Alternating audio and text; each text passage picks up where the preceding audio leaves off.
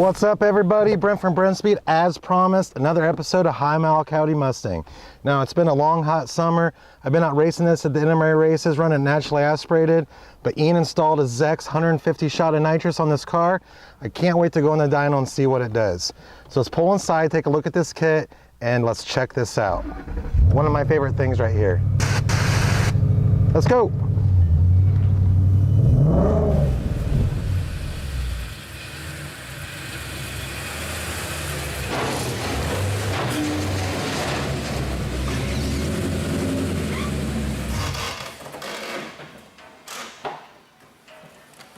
Okay, the High Mile Coyote Mustang is hanging in there awesome. We're at 165,000 miles.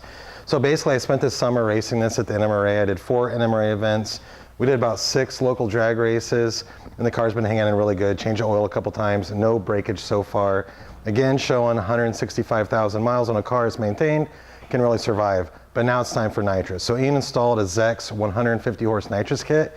I went with the Blackout kit. I really like the black bottle. Zex comes in black or purple. The black kit was more for me. We also in the back have the bottle heater and the blowdown tube. So the bottle heater is what you need to have to keep the bottle temperature up. You need to have the proper pressure in order for the nitrous to mix with the fuel correctly to get you the 150 horse. The blowdown tubes for if the bottle ever get too hot and it'd want to, you know, explode, let's say, if you didn't have any sort of relief on there. There's a valve from the factory, it's on there, that will release the pressure if it gets too hot. But rather than let it go in the car, the blowdown tube sends it underneath the car to keep me nice and safe. Let's take a look inside and I'll show you kind of how I did the buttons inside, the purge valve, and then we'll look at the engine.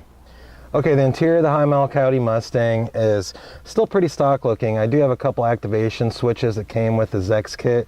So one I have here in the armrest. So I don't know what's in your armrest, but mine's full of time slips and run cards from different races. You might have some shoe polish, but this right here in your 12-volt source, this is all you have to hit to turn on the bottle heater, and I also wired it into the purge valve. So with this on right here, my bottle heater's on, and then I can also use the purge valve with it off. Everything's off, I don't have to worry about anything. And it just mounts right in there, and that's it. And then up here, I use this 12-volt source to power the actual nitrous kit.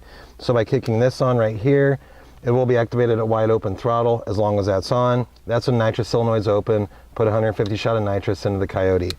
So you can do this with like toggle switches. I mean, there's lots of different kinds. Military toggle, it actually comes with a military toggle switch if you like that. But I wasn't sure how long I was gonna leave this nitrous kit in this car. So I just used a very simple 12-volt source, cords that came with it, plug them right in, kick it on and off. And then if I don't wanna look at it, I can easily unplug it, tuck it away, just like I did with the JMS Launch Max. Close that, the car looks really good inside.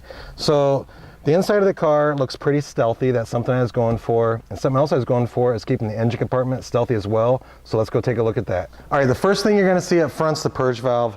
Why do you have a purge valve? Well, when you kick your nitrous bottle on, there's air in the line. You hit the purge like you saw me do earlier, gets all the air out, lets nitrous come out. When you see a full blast of nitrous, you're pretty much ready to go up at the solenoid pack. So check this out. I've got the inlet off so you can get a really good idea of how we have this ran. I was looking for something stealthy. So the solenoid pack for the Zex kit is down on the frame rail underneath the cold air intake. I didn't really want you to be able to see it. And then underneath the inlet pipe here, we have the nozzle. So here's where your jets are. We have the nozzle right here, and I have it set up for 150 horse. There's a nitrous jet, a fuel jet. You can adjust those to change your horsepower level, as well as if you're gonna do some fine tuning on the nitrous kit, you can change those jets right there. So I'm gonna stick this on, I'm gonna make sure the bottle's heated up, and then we're gonna make a pull in the dyno.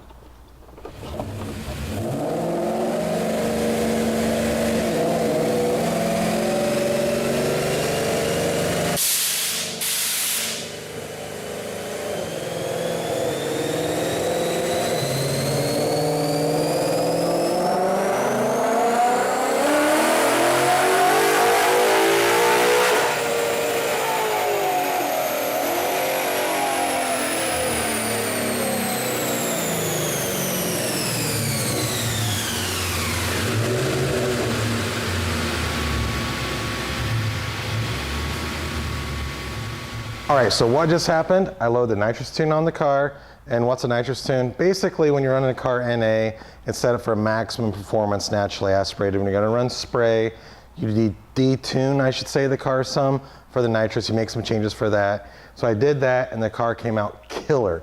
Over 150 real horsepower, over 150 rear wheel torque. Actually, more like 180 rear wheel torque, I believe.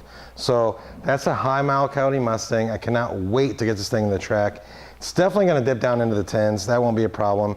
I would say, from looking at the graphs and my experience racing, this car will go faster than 1050 as it sits. I'm not gonna go the first weekend out with this car using the JMS Launch Max. I'm gonna go back to the foot brake with the spray and try to get the car to go faster than 1050. 165,000 miles, I think that'll be cool. So thanks for watching the Muscle Mustangs and Fast Forwards, High Mile Coyote Mustang. Don't forget to subscribe. I'm gonna head to the track in the next week. We're gonna put this car into the 10s, hopefully deeper into the 10s than 1050, and that's it. Thanks for watching, stay tuned.